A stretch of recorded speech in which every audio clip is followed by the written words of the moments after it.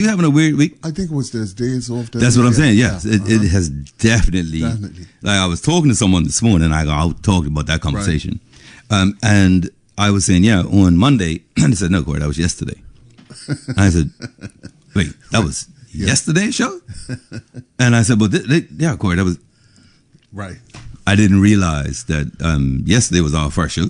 And we were there yesterday. Like today is the day after yesterday. But guess what? It's no less impactful than the rest of the shows because last night I was bombarded with text messages and phone calls.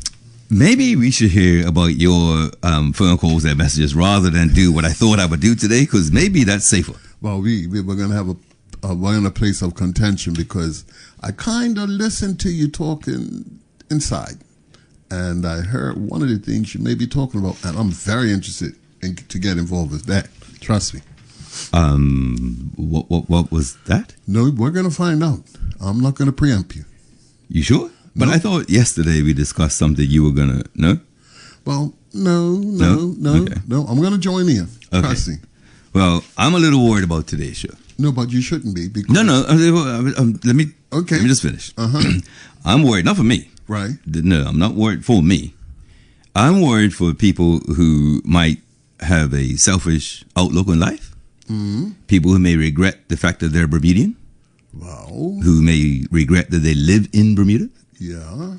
Today is going to be a hard day for you to think you've done right by having bad thoughts about Bermudians and Bermuda. Okay. I welcome that. Absolutely.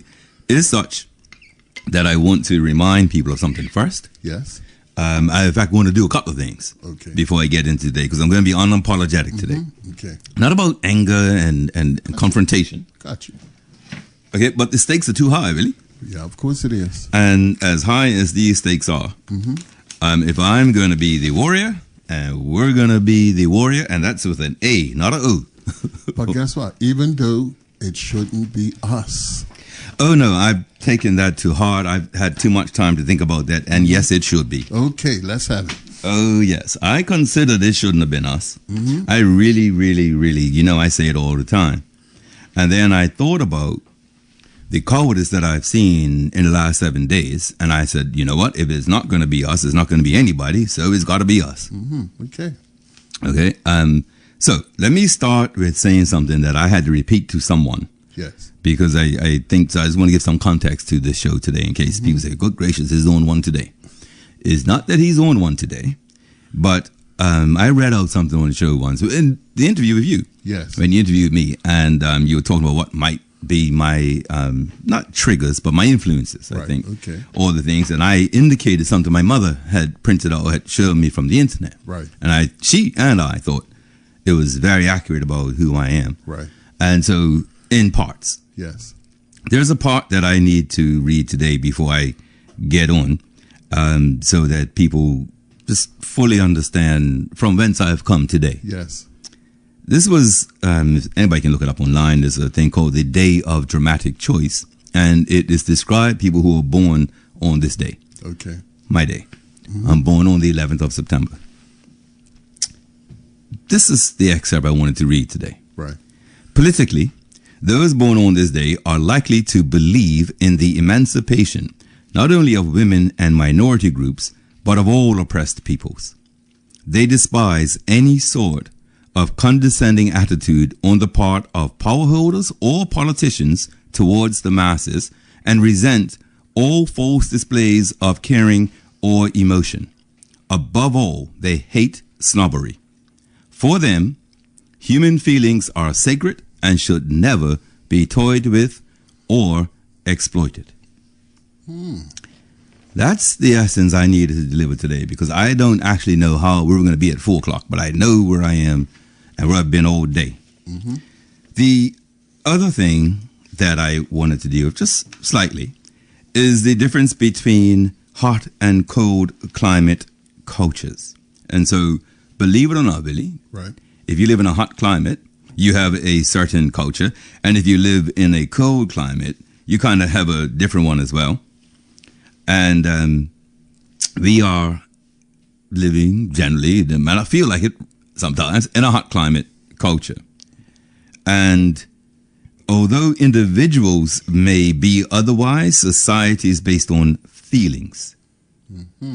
Okay, hospitality is spontaneous. Yes. And if you don't include everyone in the plans, it's rude. And if there's poor behavior, you'll be taken to the side rather than dealt with in front of everyone. The other thing about hospitality, and I need to deal with this because this is sort of hinting to what I'm going to get at today. But in a hot climate culture, when it comes to socializing, an event, a dinner, a party, a barbecue, or whatnot, right? We say derogatory and to our detriment that, say, black people can't make time, or don't make time, or Bermudians don't make time, or right, and that's a global thing you'll hear. Well, what if I told you is actually a culture that you would not necessarily be aware of if you don't study these things.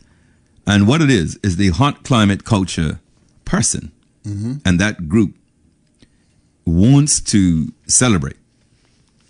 So if it is a celebration, a birthday, a barbecue, or some type of celebratory event, or even if it is mourning, M-O-U-R, right? Right. What's important is the fellowship, the getting together, the celebrating together, the mourning together, the things together. And so being on time or punctual is less important than the actual event and spending time with that person. Whereas in cold climates, if it's from 7 to 9, you know at 5 after 9 you're in your car. Whereas you may spend the night because it's going on so long in a hot climate culture. Or be asked to leave.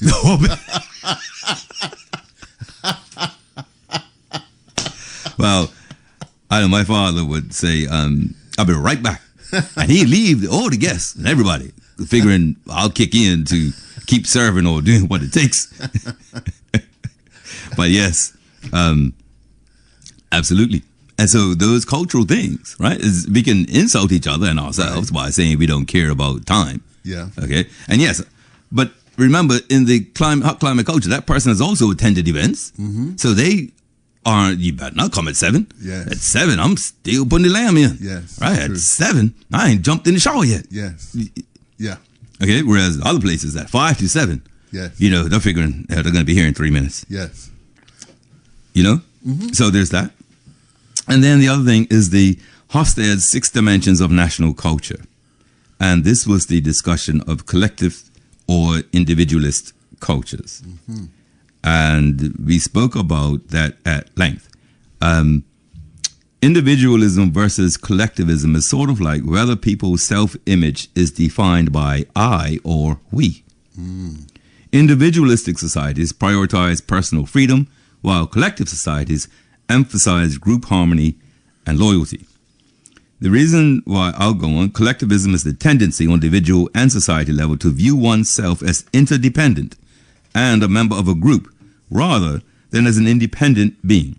In collectivist cultures, people feel as if they belong to larger in-groups or collectives that care for them in exchange for loyalty. As a result, collectivist cultures value collaboration, communalism, constructive interdependence, and sort of conformity to roles and norms.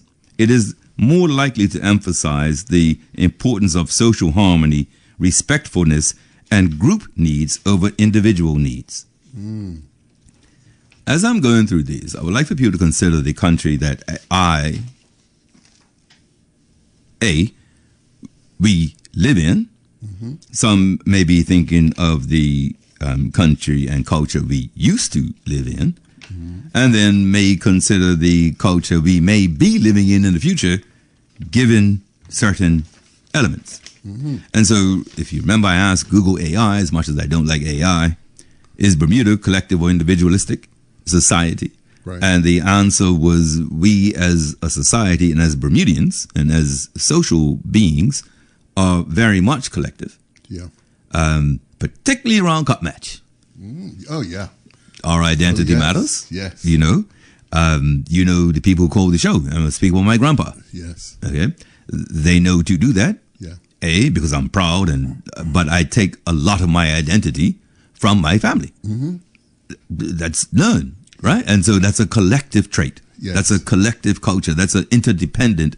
And so even though someone may call and say something about my grandfather, yes. I'm aware of my other cousins, yes. right? And so I can't, you know what I mean? Yes. And I'm not the oldest. I'm on either side of my family. So I can still have the rank something? pulled. Can I say something? Sure. I met some of your cousins. I'm not sure. Would you like to go on? No, I'll leave yes, it right. No. On behalf of my cousins, I'm demanding. Okay. Great people. Yes, great people. One or two are listening, see? Well, I'm saying they're great people. Okay. There's one in particular, you probably, and his mother. If I was you. I know, but they're great people. Okay. So I was making sure you're aware of that. I love them, man. I love them. All right. Yes. So in the AI question, it said, yes. Here's a breakdown of the collective and individualistic aspects of Bermudian society. Collective. Small community mentality. Due to its small size, personal reputations are crucial, and there is a high degree of social surveillance and conformity. So the conformity and social surveillance is sort of like you could wear whatever you want at cop match. And depending on how you wear it and what precisely you wear, right, it will be appropriate or not in people's minds, right? Depending on, some people have real strong views on what people ought to wear to church. Right. Right? Or, yes, to the office in Bermuda. And that's a Bermudian thing that comes across. Strong community ties. There's a high value placed on family and neighbor relationships, with a culture that has historically relied on social cohesion to navigate life on a small island. We've also had that here. You've had people, your neighbors, bully roosters and yes. others who, yes. right? They know you, really? Yeah. Okay. Social responsibility and activism. Organizations like the Friendly Society and or MOVE have historically protected the community, and there's a strong tradition of grassroots activism to address social issues. Right? Individualistic Western characteristics. The economic structure. As a global financial hub, the business sector is competitive, capitalist, and heavily influenced by American and British models. The high cost of living and competition, the necessity of working long hours to maintain a high cost of living, has driven an increase in individualism, often at the expense of traditional, more communal and cultural activities. The society is highly structured, with a clear, often competitive hierarchy in business and social life. In summary, Bermuda is a tightly knit collective society in terms of its social structure and interpersonal relationships, but it operates as a highly competitive, individualistic market in its economic and business dealings. Now, any questions? No, I'm just looking to see where you're leading us. Well, there are three things in front of me, and I actually not quite sure which way to go. So we're gonna play Eeny, Meeny, Miny, Moe? Sort of. Okay. Here's what we're gonna do. I think I need to probably do this. Let's go there. What I want to talk about is income tax. Okay. First, there's a couple other things we're going to talk about today, but I want to deal with this income tax thing because the hot and cold climate culture, the collective individualistic culture, I think that as a country and as a people, really, we have to determine how we fall on those things. Because objectively, capitalism is going to do what capitalism needs to do. Earn the most from spending the least. Okay. That's capitalism, right? Right. Right. That's it. So that includes, I'm going to ask you this, does that include anything goes? Capitalism is unrestrained. So yes, everything goes unless you put rules in the market. Okay. If you don't put rules in the marketplace, right, or conditions or exemptions or triggers or trials or fines, or then capitalism does what capitalism's going to do. How about regulations? Yeah, that's what I mean. Yeah. Okay. So I'm saying, but again, what is the regulation designed to do? Yeah. So back in the day, right? You could not be a telephone company, a internet company, a cable company, and whatever company, right? They broke up Marbell, remember? Yes. Okay. And in Bermuda, you had to have a different license depending on if you were offering cable, telephone, cell phone, internet. Yes. Okay. Now, what does say Digicel offer? So what I'm trying to get at is business is going to do what business does. Yes. And if your business is capitalism, it's going to do what it's going to do. And it is what it is, right? It's a theory. It's not a lifestyle. Okay. It's an economic theory that it depends on how if you let it go, it'll determine everything. And if you restrain it and say, you don't need that over here, then you're going to get a different result. Okay. Let me give you the example. It's not theoretical. The PLP came in 1998, and Dame Jennifer, as she is now, yes, one of the first things the premier did was create a policy that stated the government is not obliged to take the lowest cost. Okay? Yes. Now, in a market where you had dominant people who were propped up by the former government, who then were propped up and descended of the oligarchy, what were the chances of Willie Ferguson getting in a contract, right? None. And so you put your stuff together, right? And your pricing is the best you can do. I'm the incumbent, been here 20 years. I may take a loss just to keep you out. Oh, you're in position. Yeah. Okay, then. So what I'm saying, that's what capitalism does. That intervention of we don't have to take the lowest price was needed. If not, the government would have been under capitalist rules and what people would call logic and common sense. Yes. If you're just looking at numbers in Bermuda Inc., they would have constantly taken the lower price and the economy would not have diversified. Got you. If you take the clearest example is tow trucks. Okay, there was essentially one, there's four now. Okay, that had to be done. The Minister of Transport at the time licensed or told people apply, we're going to open it up. I remember a particular silo up at Dockyard too. That's not the same. No? Not even close. No. If you want to talk about that, I mean, I can, but I would rather not to. No. I'll just give you the big picture is what the country doesn't do because it hasn't, because of the oligarchical past, is have national or municipal industries. Okay. So we treat private business as if it's municipal, as if it's public owned. Right. So dig out whatever road you want. Yes. Right. Put for as length of time as you need to do whatever. But everybody who's paying a cost for that, in time, in taxi fare, in whatever, there's no benefit to them. In a municipal place where the electricity and the water supplied by the state or the city, that happens for free because it's all tied. These companies don't pay a fee to dig up the roads. No. They don't pay a fee for the inconvenience to us. They don't. It doesn't happen. So you have, like I said in the past, right? The oligarchy would do what they wanted to make as much money as possible. Yes. And for the least expense. So make taxpayers repave the roads that private companies dig up. I mean, Belga is not even Bermuda owned. Not even owned by a Bermudian. Right. And they get to dig up the roads they want for free. Okay? So the individualistic versus collective, that was a fight we lose, right? We are told the individual, the capital, that's the thing that matters. Later for you in the time you're making and emergency vehicles getting through and accidents and collisions and nope. They need for this length of time and this distance to do that. Okay. Private. Why do they get the luxury? So now this is why I'm bringing up income tax. I'm not going to repeat and read, not going to verbatim read all that stuff again. Okay. But I hope I'm trustworthy enough when I say this, I'm believed. Can I say that? I believe you. But that don't go for nothing. No, it does. I left off one last thing, really. What's that? Can I read this before I get into that? Sure, okay. Go ahead. All right. I forgot because I took some time out to look this up. Stereotypes, prejudices, and discrimination. Oh. I'll leave that later. I'll come back to that. Why? Because I am going to deal with the taxis. Okay. Because that caller yesterday sent me somewhere else last night and today. All right. You know what? Let's deal with the taxis first. Okay. Stereotypes, prejudice, and discrimination. Okay.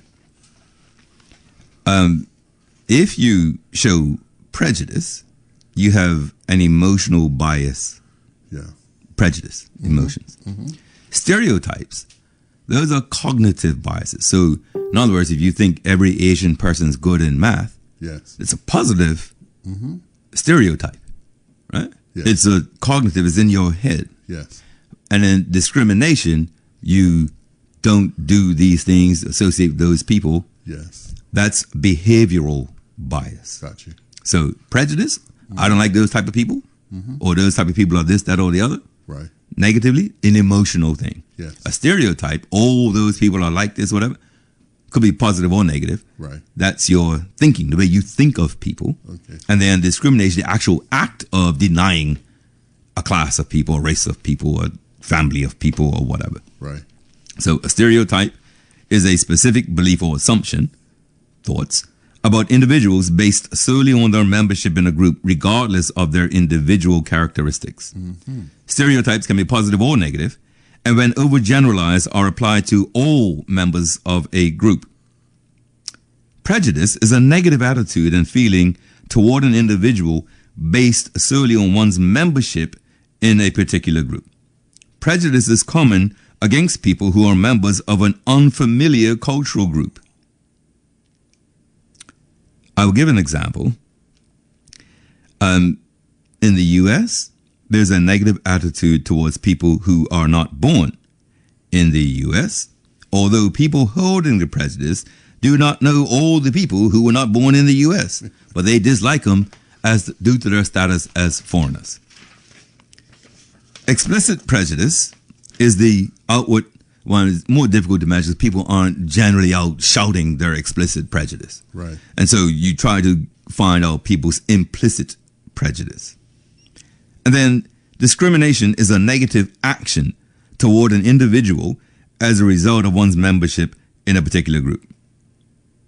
Why in the world did I bring up stereotypes, prejudices, and discrimination? Well, we're going to go further. Formation of a stereotype. A stereotype is generally held, oversimplifies, an exaggerated attitude about a certain group of people. People's perceptions of a group are based on features that are frequently not reflective of the group as a whole, creating a mental image of that group. Stereotyping is the process of drawing judgments about people based on their membership in a particular group rather than the individual characteristics and qualities. Functions, socialization, they're passed on to, so you want to know how this comes about? Socialization, family, peers, media, culture, they passed on the stereotype. Limited exposure, you're not around the group enough to get to know them, and so your stereotype holds. Confirmation bias. That is when people they go looking for and find information that confirms their prejudice. Now, that information may be taken completely out of context. Right. It might be wrong, but they just look for these things to confirm that prejudice. And then prejudice is just in and out group biases, how people consider their group versus how they consider other groups. And then who's in and how they're treated. And representation in the media, seeing limited and stereotypical portrayals of certain groups in television, film, and news media will create the stereotype. And historical events and systemic oppression, that also. But I want to go back to confirmation bias. Okay. Yesterday, I spoke about the taxi industry. I'll declare an interest. I used to have a taxi license. I know that creates a conflict of interest. My father, who's passed, also did, as did my mother and brother. And my uncle. I mean, I don't know if that creates a conflict of interest. I don't think it does, but I've declared it. Here's the thing, Willie. I spoke about, we in the past spoke about the taxi industry not receiving a material increase in rates. Got you. Now, if we're looking for balance in our country, we would say it's quite expensive, perhaps, to take a taxi. Right. Okay, people may think they get in, the meter starts at whatever starts at. My gracious, I'm just sat down and it's already at whatever it is, right? So if you can't increase the rate, right, then surely you decrease the expense. Mm-hmm. That's would be balance if you're looking for balance.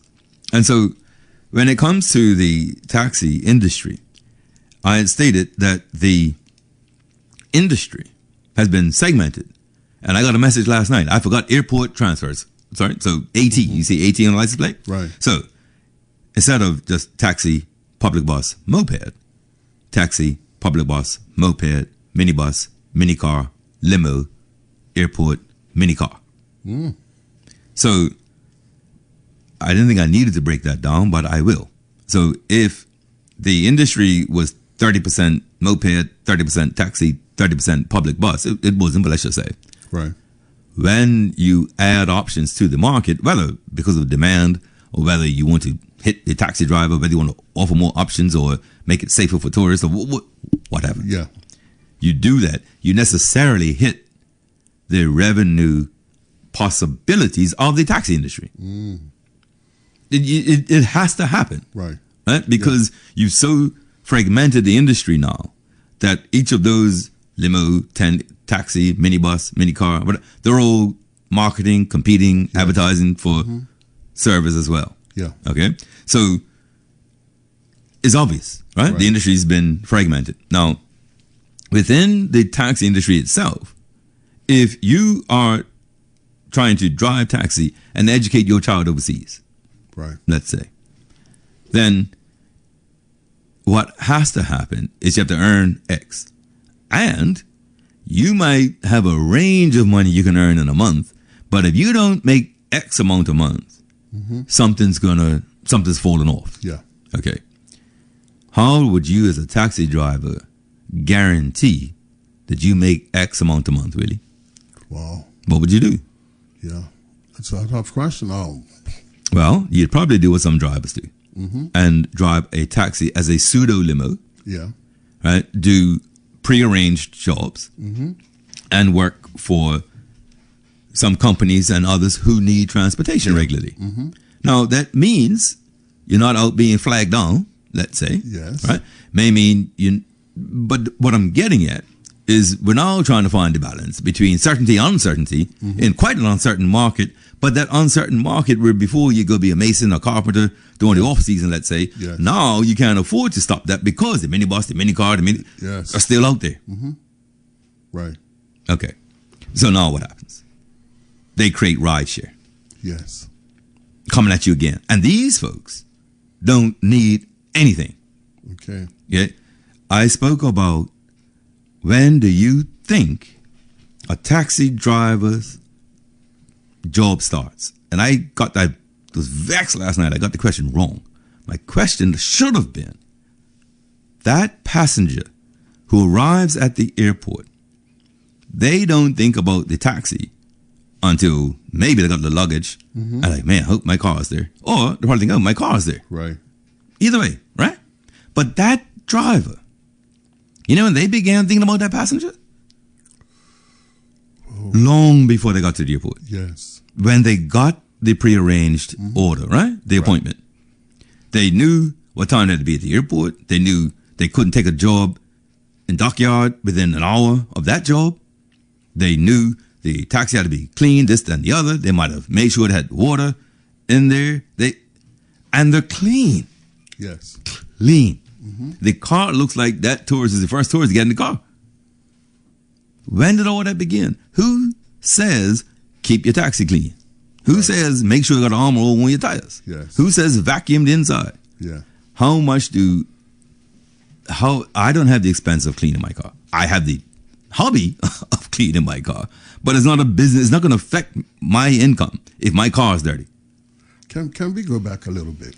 Because I want to make sure that our listeners understand a few things. We're going to put it in a different category. Okay. For instance, I am in the hospitality industry. Sure. I know that I'm a waiter. I know that every year between January and April, my income's going to fall. Sure. So what do? I still have rent, food, children going to school, whatever to take care of. in my mind, I have to think of another way of making a living. So you have to subsidize. So you end up doing something. You may do a little construction. You may start a little business or selling peanuts, popcorn, whatever, to make sure that you're guaranteed and taking care of that uncertainty. I mean, that's a bit of a theory, but yes. Yeah. So taxes are no different. The taxi drivers would have to do the same. Except they have the issue. So when you stop being a waiter, Yes. all the hotels are down. Yes. All the restaurants are down. Yes. Okay? You don't, the industry is down. Down. Yes. Here, the one part of the industry is down, but the other part is still there, but it is fragmented. Yes. Yes. So if you go to what they call Port Authority, right, by City Hall, Yes. and line up there, how many people you think need a taxi from there on a Wednesday at 9 o'clock at night? How many people think are waiting for a taxi on the square in St. George's at midnight on a Monday? Yeah. Okay, so what I'm trying to get at is what angered me to no end yesterday was that caller who tried to say what she saw was facts about the industry. That's why I read out the prejudice, the discrimination, and the confirmation bias. Yes. And so if you see a taxi driver do something, I don't know, say a U-turn, right? See, they didn't care about the road, right? It's confirmation bias, right? Yes. I was on a PTB bus once, right? Right. And I knew the driver. We were driving along. I was sitting up front. And I saw a woman walk to, well, I can't say walking to the bus stop, but she was walking as if she might have been going towards the bus stop or just on a stroll. You couldn't really tell. Right. And I didn't know how the driver was going to tell. So he slowed down, right? Yes. And I mean, slowed down. The woman doesn't wave, doesn't flag him down, doesn't even look at us in the bus. Okay. And so he picks on the gas and goes. Right. And he says, I'm getting in trouble for that, you know. I said, for what? He says, that person, Wasn't. for all I know, they're going to call the office and say I didn't stop at the bus stop. I said, A, they weren't at the bus stop. B, you slowed down almost to a crawl. They didn't flag you down. They didn't say hey, thanks or nothing. So you kept driving. He goes, mate, you can't imagine. Confirmation bias, right? Yes. Because if I would have told that story just now and said, you know, somebody's walking to the bus and that driver said, watch this, and sped off, people would have said, see, I knew it. Yes. Okay. Now, remarkably in this country, most of the prejudice and discriminations that we have are only about black Bermudians or black institutions. You notice that? The negative stereotype anyway. Yeah, right? I noticed that. You think that's coincidental? No, it ain't fair. It's not. It is intentional. Yes. Okay? It's intentional. So, we go back to the fragmentation of the industry, yeah, which is real. Right. Limos, mini cars, minibuses, right? It actually happened. Then you have some companies that need prearranged, they want that taxi on call because of what they're doing. You got other people who, say, grocery store, people need to go get groceries or whatnot. Then people going from work. Oh, I forgot one other thing. Early, the first thing was loaner vehicles in the garages. Okay. So you might have had to take a taxi to work while your car was in the shop, but now that garage might have a loaner vehicle. You don't have to have any sympathy for any taxi driver to accept these. And if that caller from yesterday's listen, what I'm actually calling facts. Okay? These are industry facts. Now, I know from connections I have that there was an increase given that turned out to somewhere like an 8 or 9% increase on their base rate. Okay. But the myriad of expenses that they have and the increase of any one of those, I find it remarkable that a caring government would further fragment by introducing some Uber, Bolt kind of ride-sharing thing with private cars and people, right? And let me tell you, I'm a policy person. Right. So let me give you an example of what had I been involved, okay? In fact, I have made this suggestion to, I probably shouldn't say, I made this suggestion in the past. I think that's probably what I can get away with. And what my suggestion was if there are 500 and 600, whatever, drivers, in fact, I think there's 600 cars, there may be more drivers, But in any event, if I am, let's say, really, you live in what parish? Devonshire. Okay, I live in Southampton. Okay, let's say Glenn Blakeney. You heard that guy? Yeah. Lives in Pembroke. Yes. And we all drive taxi. Okay. Now we're driving taxi. We're doing, but under the new taxi regulations, in order to cover Devonshire on a Tuesday at 1 in the morning, on a Sunday at 4:30 in the morning, you are on call for one night a month, one night every 2 months. So I don't know the data of how the owners of drivers are spread out. Okay, but it is challenging to get a taxi from, say, Whitehill in Sands to Horseshoe Road in Southampton at 1:45 in the morning on a Wednesday. Right. Okay. Where is that taxi? Right before that call, where's that taxi? Okay, it's 1:45 on a Wednesday. Yeah, exactly. In the morning, where is that taxi? Are they driving any? Are they coming from another fare? Yeah, unlikely. Most people who are out after midnight, I think, have their own transportation. I'm just saying.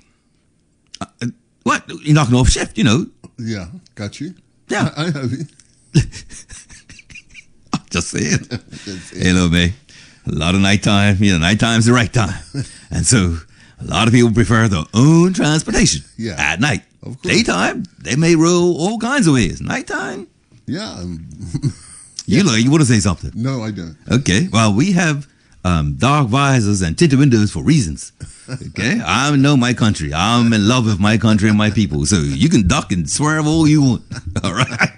So that taxi that's needed to go take you from your girlfriend's house home at 1:45 on a Wednesday, where were they before that call? Yeah. Okay? But so flip the script.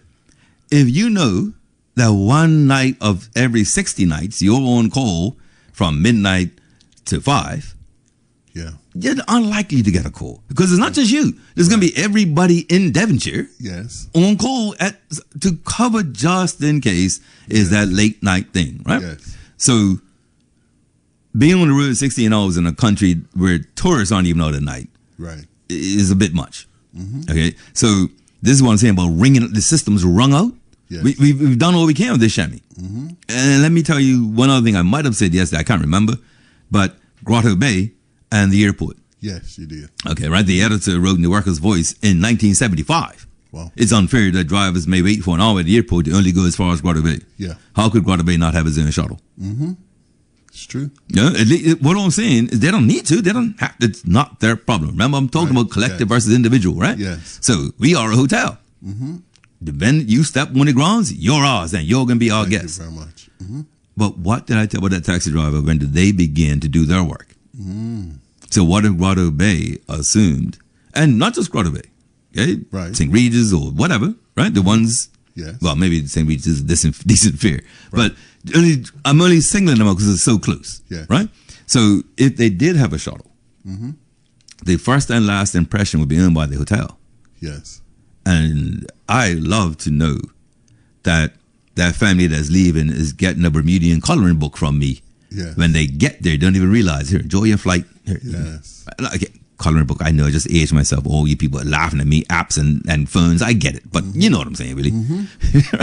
Less screen time. Yes. Okay, so that nonsense yesterday about I see them or I see their cars parked.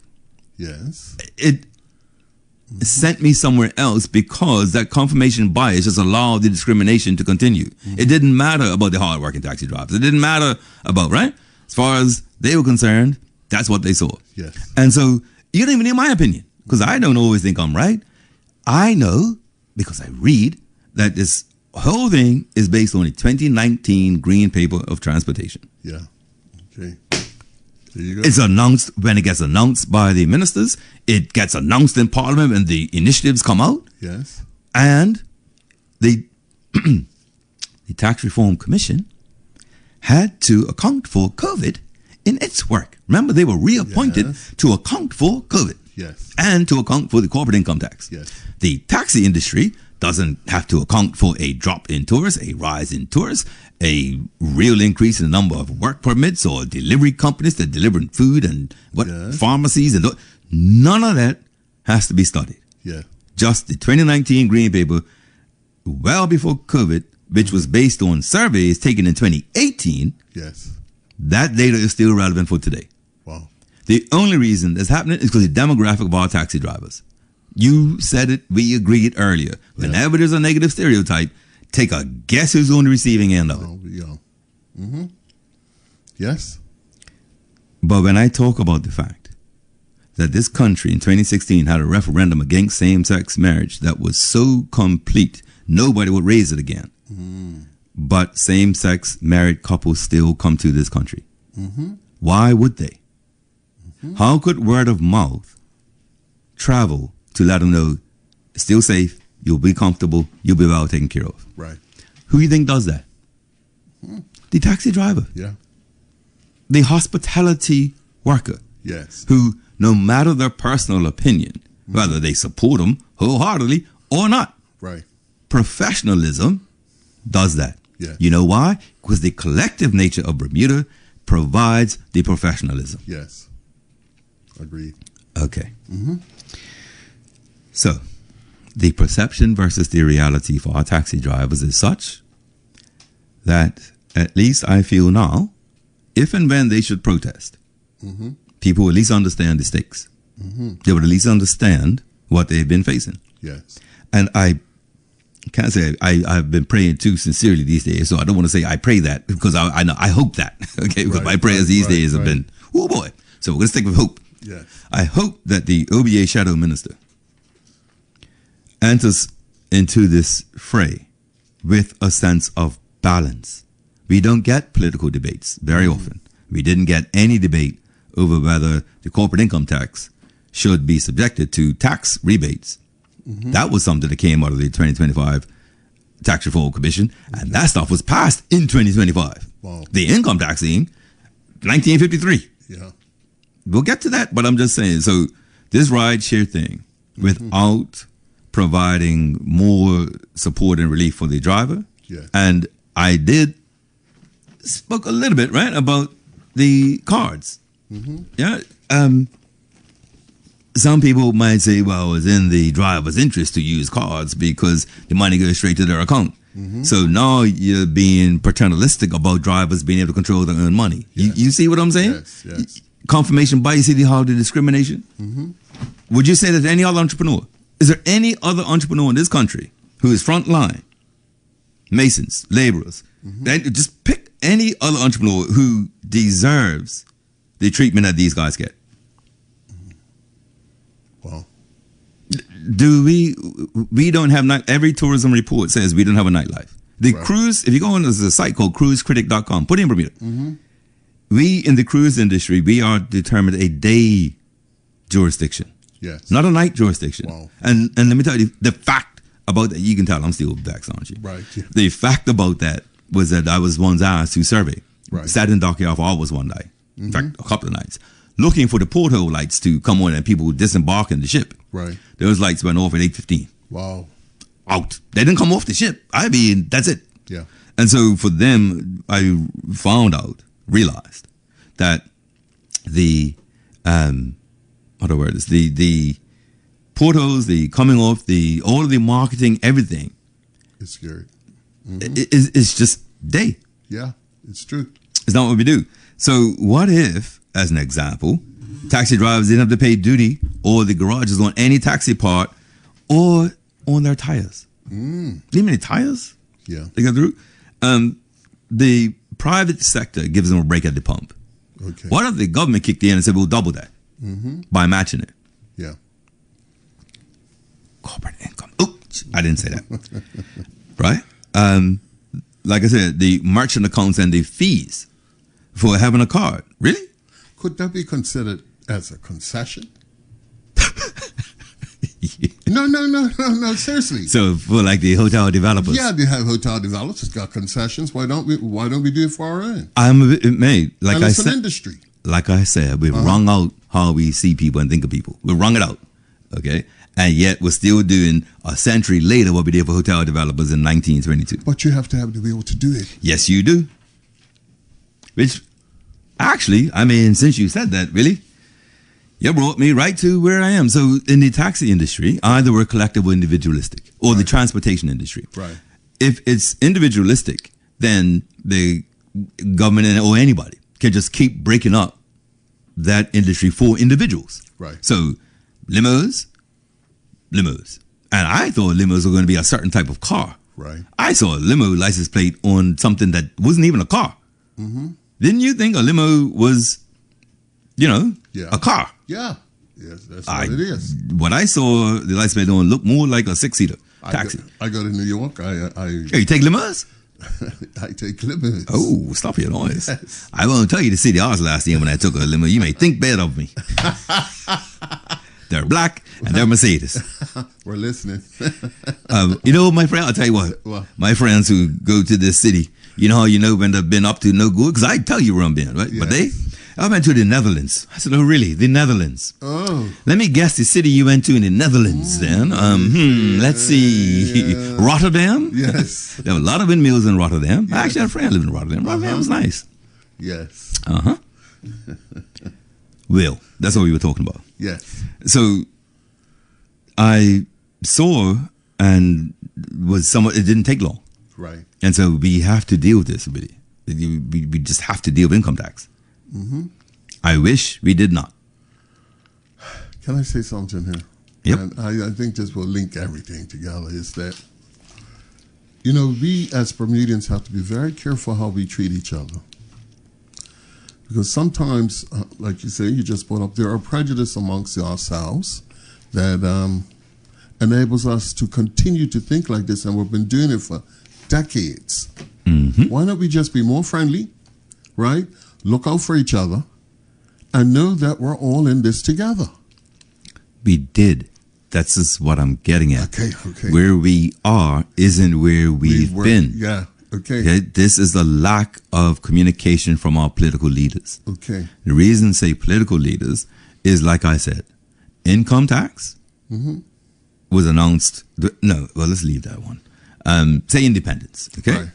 Now, there is no discussion about independence. Right. This show talked about George Washington claiming it, and the Pitt Commission saying, man, the Constitution we gave you is not even one that we use for countries who are being serious about the Constitution. Right. We give that right when you're going independent. Yes. Okay?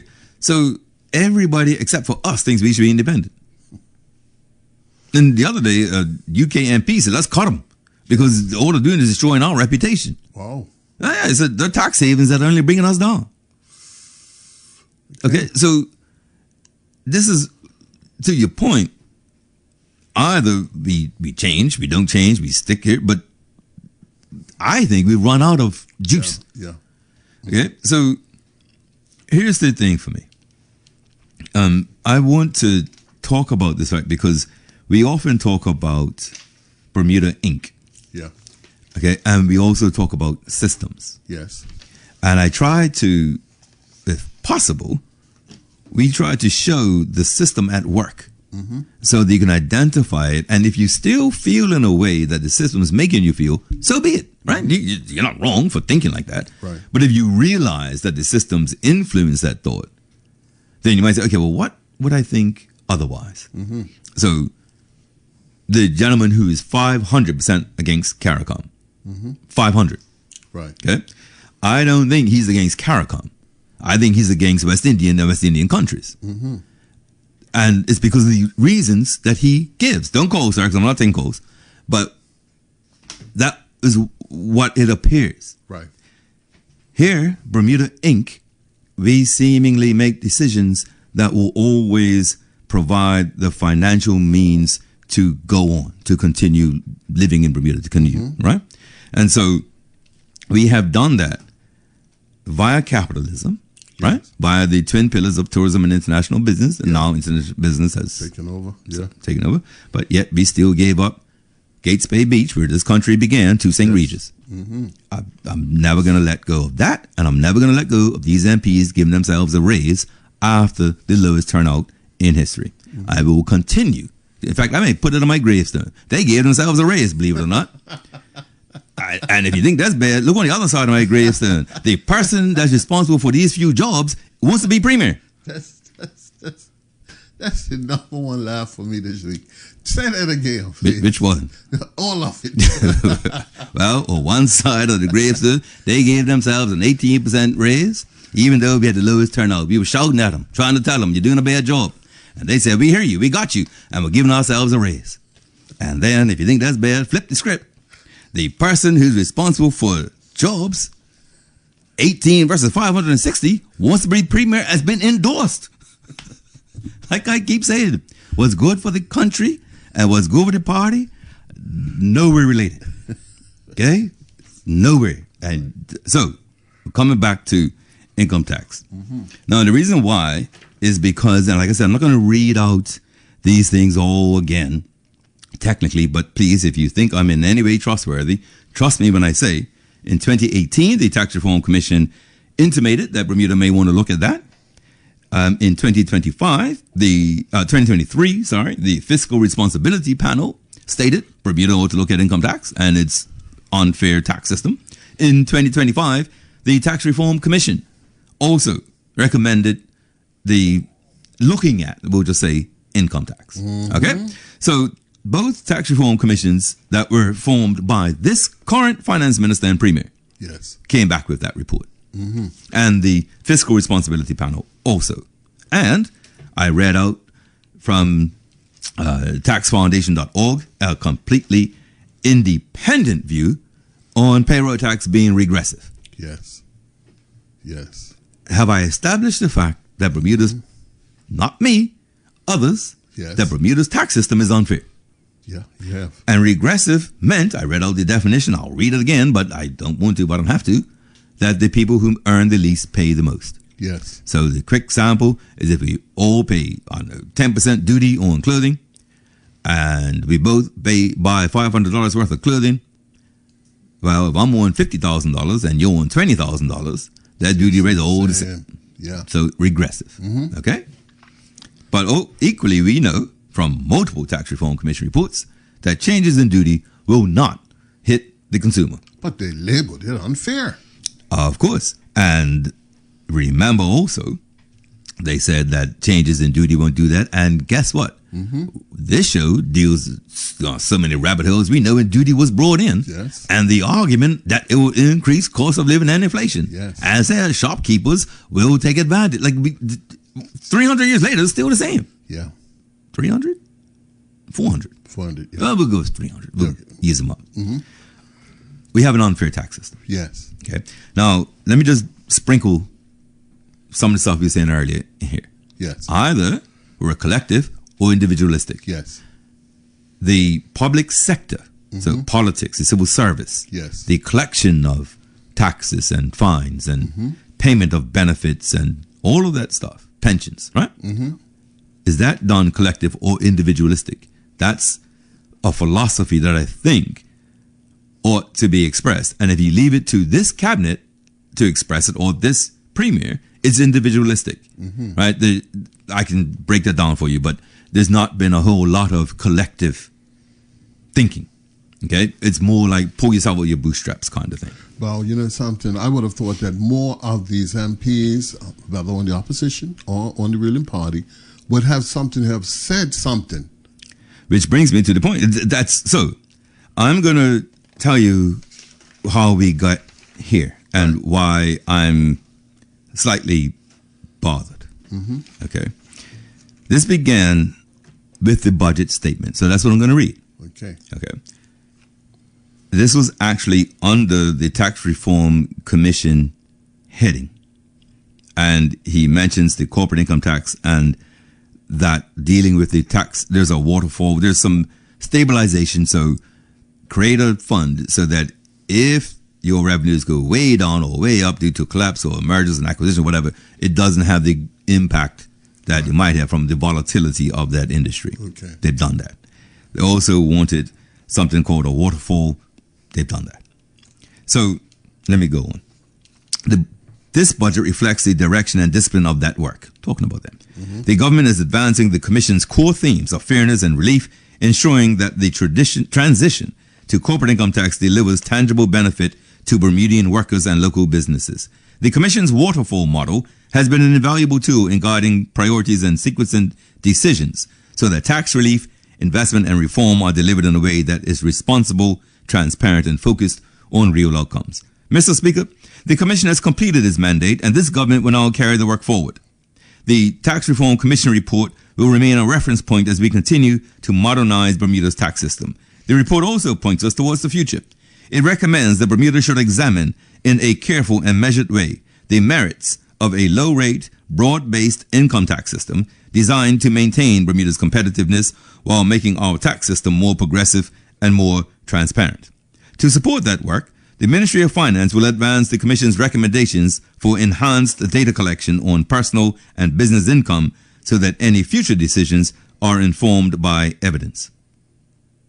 Okay, so he announced that the TRC report recommended that Bermuda should examine in a careful and measured way the merits of a low-rate, broad-based income tax system that will maintain Bermuda's competitiveness while making the tax system more progressive and more transparent. So remember, regressive. Right. So to make it more progressive. Yes. And transparent.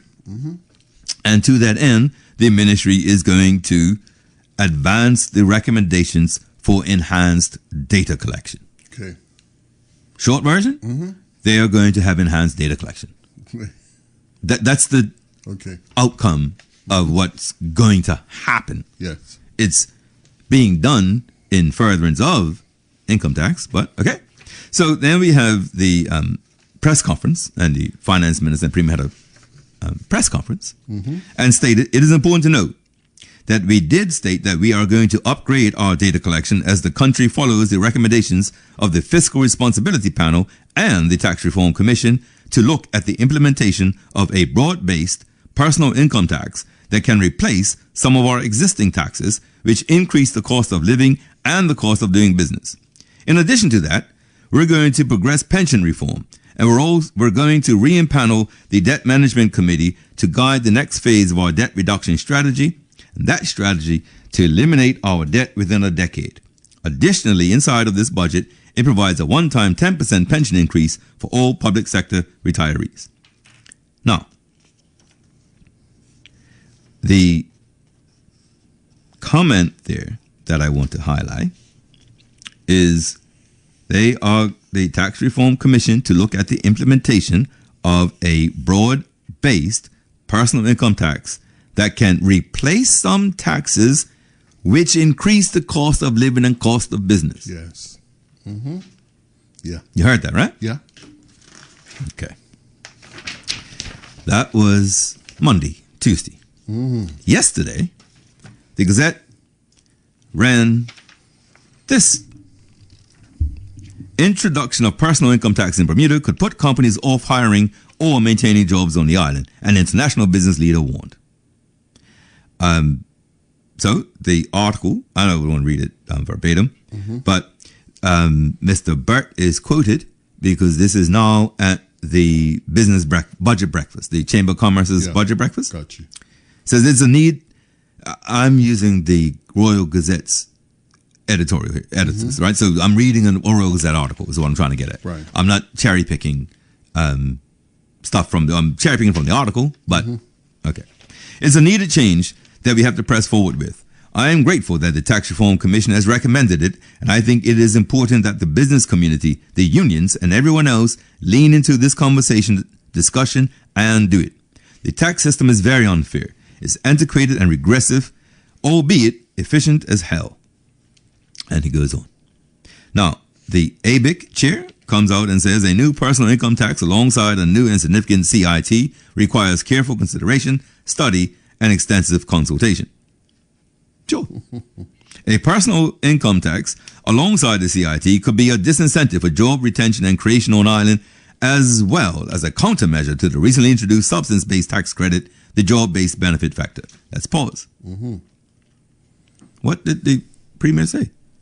it may remove taxes that currently increase the cost of living and cost of business. Yes. What are you talking about increasing the cost of business? His directly said, Yes. we're going to do this thing to remove some of the stuff that increase the cost of business. Yes. So what are you talking about here? Mm-hmm. I can't believe I'm in a position to Right. ABIC believes the immediate priority is onboarding and understanding the impact of the significant new taxes raised through the CIT without harming Bermuda's competitiveness. What did he say? The Premier said, not to impact to increase our competitiveness, right? Exactly. Boy, this can be achieved with the continued good work of the teams of the Ministry of Finance and Corporate Income Tax Agency, supported by close industry collaboration. They go on. ABIC, whose members are significant payers of the corporate income tax and payroll taxes as well as key job creators, welcome the budget's prioritization of CIT revenue for debt repayment. So they think, yes, use the taxes to repay debt and supports the stabilization fund that deals with the volatility. Mm-hmm. But reducing and eliminating debt servicing will free up existing budget room for social services and reducing other taxes, mitigating the need for the increase or creation of new taxes and fees. You see what it's talking about? Mm-hmm. Okay.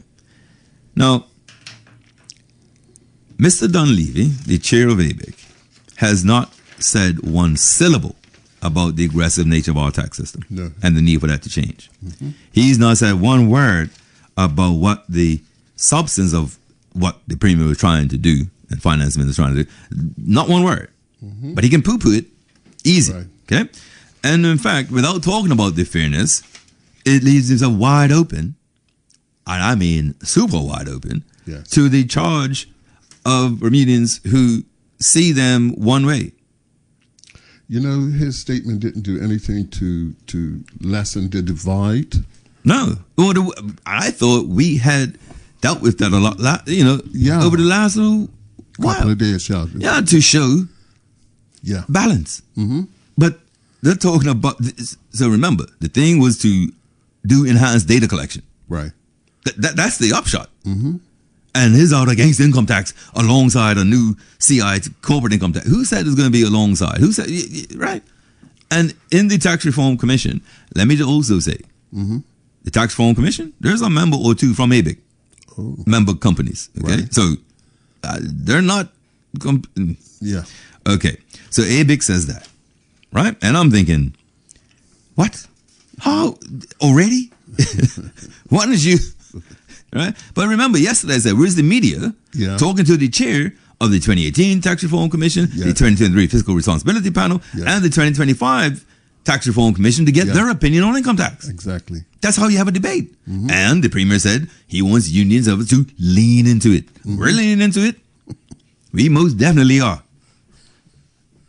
You all right, mate? I'm just getting a little hot under my collar. I read out the Day of Dramatic Choice earlier. I read that out I said, I don't know. Okay, so I'm bothered. I can't take people toying with people. Yeah. So here we go.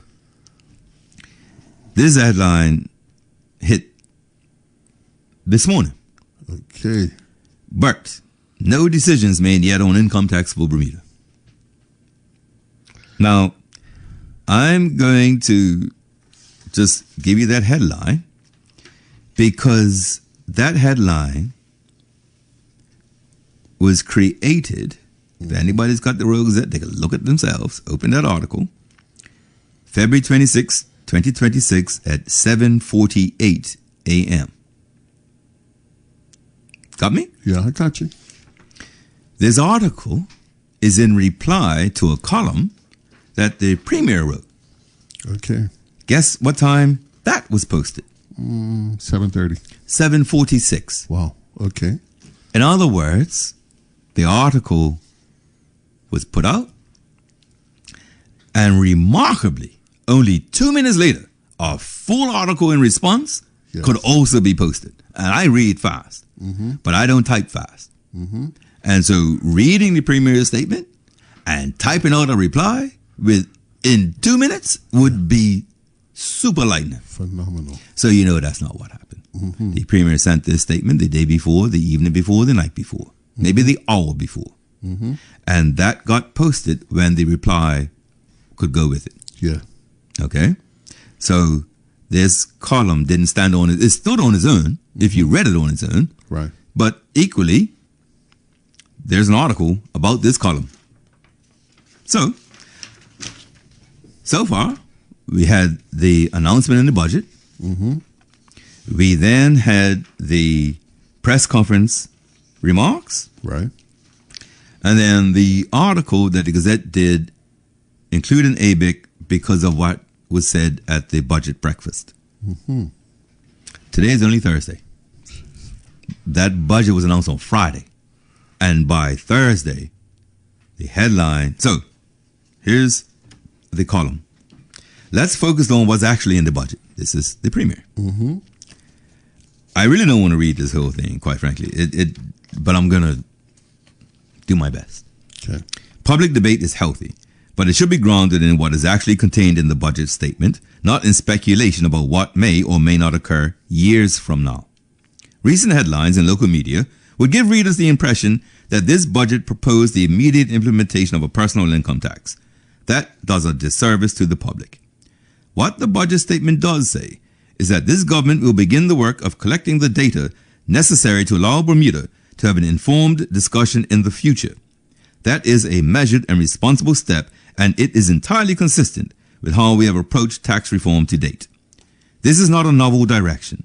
The Tax Reform Commission was clear in recommending that Bermuda explore, in quotes, the merits of a low-rate, broad-based income tax system, end quote, and the government undertake, open quotes, enhanced data collection regarding personal and business income, close quotes. The Fiscal Responsibility Panel has similarly stressed the importance of broadening the tax base over time and strengthening the information available to policymakers to ensure long-term fiscal resilience. We cannot commission experts, including a bipartisan tax reform commission and an internationally respected Fiscal Responsibility Panel, and then disregard their recommendations because they prompt uncomfortable conversations. When those bodies advise that we improve the quality of our data before making long-term structural decisions, it is our responsibility to follow through. That is what this budget does. Bermuda's current system is efficient. It is also widely acknowledged to be regressive. If we are serious about building a tax system that is fairer and more sustainable, and if we want relief measures to better target those who need them most, we must recognize the limits of our current tax system. The suggestion that the country is on the verge of implementing a new tax is misplaced. We are not at that stage. We have not even begun the data collection exercise recommended by the Tax Reform Commission. What we have done is signal that we will take the responsible first step so that any future debate is based on evidence rather than the assumptions we have seen in recent local media coverage. This government has a record of implementing tax changes responsibly. Corporate income tax was introduced after extensive consultation, modeling, and careful sequencing. We did not rush, and we did not ignore expert advice. This budget continues with that approach. Fairness is a destination, and we must keep improving our systems to ensure that Bermuda's tax framework is fairer and more sustainable. Following through on expert recommendations to collect the necessary data is a responsible step, and the country should be fully engaged in a measured discussion about how to best achieve that goal in the future. Mm-hmm. Okay, so ABIC says no income tax. Right. And the Premier says there's been no decision made yet. Mm-hmm. All right, take it easy. We haven't even started the data collection that was recommended that we start. Okay. That column produced this article. 2 minutes later. Bert, no decision made yet on income tax for Bermuda. In case you've forgotten, Mr. Bert's column was, let's focus on what's actually in the budget. Yes. The reply, Bert, no decisions made yet on income tax for Bermuda. I'm going to read the first sentence, and I want to know whether 10 is entirely, 0 is not at all. Mm-hmm. How accurate is this first sentence? 10, entirely accurate, 0, not at all. The Premier has walked back post-budget remarks in which he called bringing income tax into Bermuda's books, in quotes, a needed change, saying public views that such a move might be imminent were, in quotes, misplaced. To 0. What you mean? But mate, that's the first sentence in the Royals article. Oh, you actually under the heading that he's walked back his remarks. That's what they're saying he's done. Yes, has he? Yes. Yes. It came as David Burt highlighted references in his latest budget statement to the Ministry of Finance, starting the ball rolling on data collection for future decisions of introducing a low-rate broad-based income tax. However, in an opinion piece in the Royal Gazette today, Mr. Burt cautioned that while public debate was healthy, discussions should be, in quotes, grounded in what is actually contained in the budget statement, not in speculation about what may or may not occur years from now. Mr. Burt's budget statement noted that recommendations issued last year in the report by the Tax Reform Commission would, in quotes, remain a reference point in the continuing modernization of the island's tax regime, including a, in quotes, careful and measured, close quotes, review of the proposal. The topic featured on Monday in the Bermuda Chamber of Commerce's budget breakfast. In that instance, the Premier and Minister of Finance said he was grateful for the Commission's recommendation. Mr. Burt told the gathering that tax reform, including income tax, represented, in quotes, a needed change that we have to press forward with, close quotes, and urged various groups on the island. Call us various.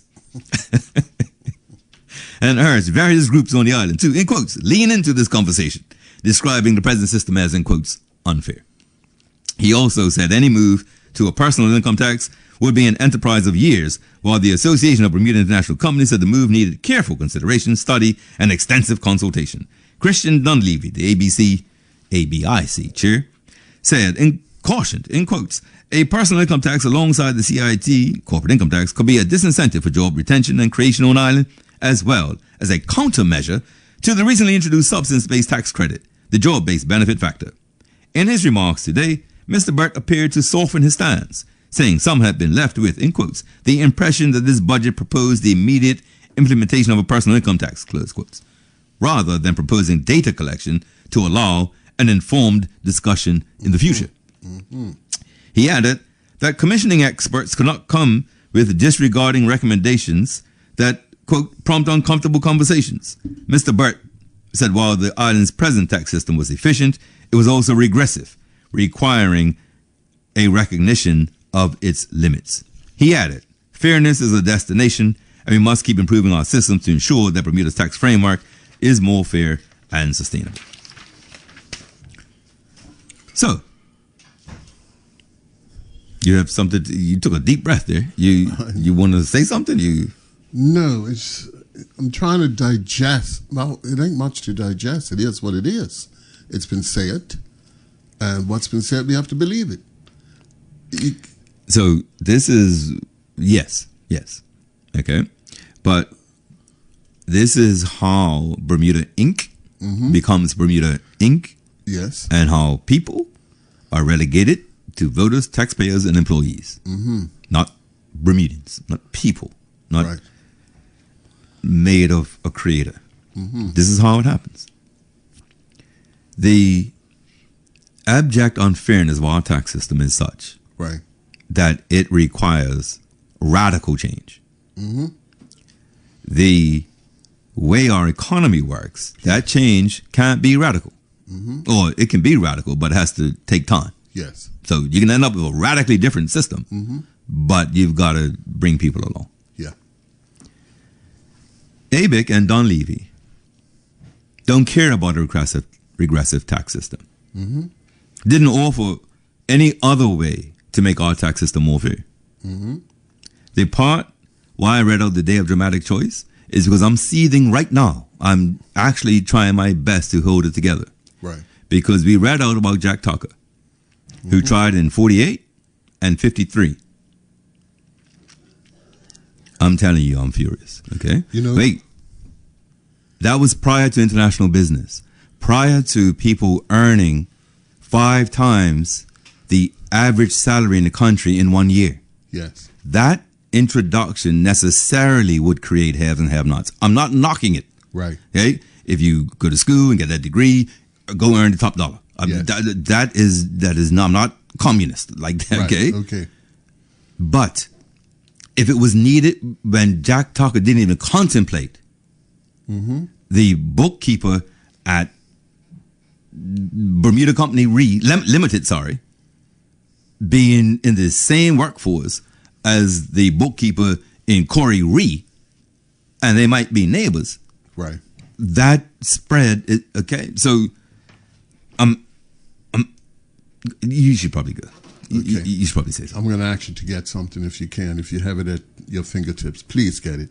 And that was the speech that Jack Tucker made back in 19... You know, I left it home for that very... I told myself, I brought it every day. Wow. Butterfield, you don't need it anymore. You Right. made the point. And honest to God, I took it out. I literally took it out of my bag. No, but you know what makes it so significant is the fact that in 1948 he made that quote, and it's still relevant today in 2026. He said Bermuda, too much of Bermuda will be held in too few hands. And I'm telling you right now, if you look at just the ownership of food, groceries, Right? okay? Mm-hmm. Look at that. Remember that day I said, go on, what do you say? I'm going to say this. Say it. Jack Tucker made that statement even when international business wasn't even thought of. That's my point. Yeah. He always felt that greed and or the inequality of our economy Right. was going to cause a problem. This, right? And so, here's the issue for me. Mm-hmm. The corporate income tax rebate thing they get Right. for donating to charities. Yes. Both sides passed that instantly. Mm-hmm. That came out of a reform question that was obviously already been lobbied for by ABIC and ABIR. That was already done. Yes. But the legislation Mm-hmm. to make that happen happened before we even had 12 months of the tax. We were giving it back before we even collected it all. Right. Yeah. ABIC comes out. So we, or the government, the political class, Yes. opposition and government, gives that to international companies. Now, maybe that was a trade-off for them agreeing with the tax anyway or whatever. But what I'm getting at, in the face of crazy cost of living, Yeah. in the face of derelict housing, Mm-hmm. taxpayers watched both of sides of that house give money back to the wealthiest companies on the planet, Right. while Bermudians are leaving because they can't afford the cost of living in Bermuda. But we did it because we understand international business is a pillar of our economy. Go on. On the heels of what the Royal Gazette has said in the last 2 days, okay, and the impression that we've been given. Mm-hmm. Today was an article in the paper. Did you read it about the Caymans? No, I did. Oh, no. Quadrupled or tripled or whatever their international registry, okay, and international business. Mm-hmm. Please read that. I will. I can't Because believe now- Cayman's bragging about that. Now what we're doing is, it plays on grassroots. Of course. It plays on grassroots minds that scaremongering. Like you keep bringing up that statement about going back to fishermen and farmers. Right. That directly points to that. I'll have to read the article. I didn't see it, but I'll just put it to you like this. I talked to a civil servant on Monday who bragged about our unemployment numbers. And I thought I would do him a favor by not telling him. Yeah, we'll just do some more reading, young man.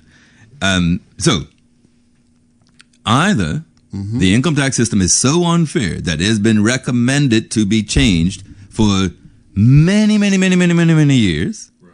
okay, and is necessary, required, and should happen. Yeah. And if you come out against just the idea we're going to collect data, what do you think we think of you? And so completely unnecessary, doesn't actually do anything, and yet here we are. And so I can't help but believe we aren't being thought of a certain way. Honestly, I don't know. So let's take what some people think about taxi drivers. Right. Okay. Well, let's make this real. I mean, let's really go for it. Okay. How could we possibly have a housing crisis if we also need people? Now, that is a theoretical statement that anybody could make, but we actually read the numbers of housing units out. Yes. We read them out. Mm-hmm. So we have a greed issue, not a supply issue. Mm-hmm. But the government's convincing you and us, right, that they need to build houses. Yes. That's not the issue. It can't possibly Yes. be the issue. Mm-hmm. But when we talked about prejudice, discrimination, and bias, Mm-hmm. how do certain Bermudians with certain nice houses feel about renting to Bermudians? And so what did they do? Pulled and went in the Airbnb, much more lucrative market. Yes. What you can earn for renting out your house for 3 months in the summer if you do a weekly rate or daily rate versus what you're going to get from a Bermudian Monthly. who needs monthly is, right? And if we are individualistic, Yes. moving, because that's economy, right? Rent, Yes. business. But in this country, not many people rent property that they earn that they don't live in. So in other words, a lot of people some people may have investment properties, right, over there that rent it out Yes. and they earn it. But the vast majority rent out an apartment on the property they live in, Yes. I would say. So if that's the case, and Bermudians said, I had enough. I'm not renting to any Bermudian. They've had 3 bad experiences. That's it. Bermudians are this. Bermudians are that. Yes. Or one person with a child had no children. Right. No babies. No smoking cigarettes. No, right. Control. Yes. Okay. And so that problem, while you may look at it over there, created policy. Right. So that says, okay, we're going to put a tax on Airbnbs Yes. and do it in such a way that folks might be incentivized to put their stock back in the residential market. Doesn't happen. Right. Neither do they put an Airbnb market in. And so when you force an individual to be more individual, Yes. they're going to be more individual. No. So they won't rent to anybody. Yeah. That's right. Right? They aren't helping the housing, the residential market. They aren't helping the tourism market. Right. Right? They're keeping up. They have no headaches. They ain't no worry about nothing. Yes. Okay? That's not collective. Right? But that's where you get squeezed to. And as long as you can justify making money, the capitalist, individualistic, westernized society is going to say, go for it. You're cool. You're great. Right? And so, it sounds like, say, the taxi or transportation industry, they're just answering demand for private cars from grocery stores or from wherever they're doing. It might be time. I don't know this is drivers, please do not lynch me if you see me out there. I'm just throwing things out there, right? But let's suppose that you have a taxi and you do, right? Like I drive, I don't know, I hit the road 7:30 in the morning and I come off the road after people go for dinner, 7:45. I get home and you take my car at 8 and you bring it back at 7 in the morning. So my car is out there, say, 24 hours. Yes. How much work do you think you're going to get? Right? So there's got to be an acknowledgement of what the lifestyle is in Bermuda, how many calls, and there's data. You can do that. The taxi dispatch companies will have how many calls they get on a week, on a night, on a month, on this particular night, on this particular, in this season, in that season. Right. Why not merely tailor drivers to that? Why not merely work with the industry, the drivers, the owners, and tailor the industry for what the passengers need? It's true. Why is it got to be a war? Why does it have to be implementation of a whole new fragmentation? Surely this is a way that maybe it's just me. Perhaps it's me, really. No. I don't think it's me, though. No, thank you. You know why I don't think it's me? Why? Because I also have one more thing to deal with, and I don't know I have it with me. I had it, and I can't find it. It's along the lines of the income tax discussion. I heard I'll tell you what. Let me not do that. Let me read this first, really. Actually, I wonder if let's take a quick break.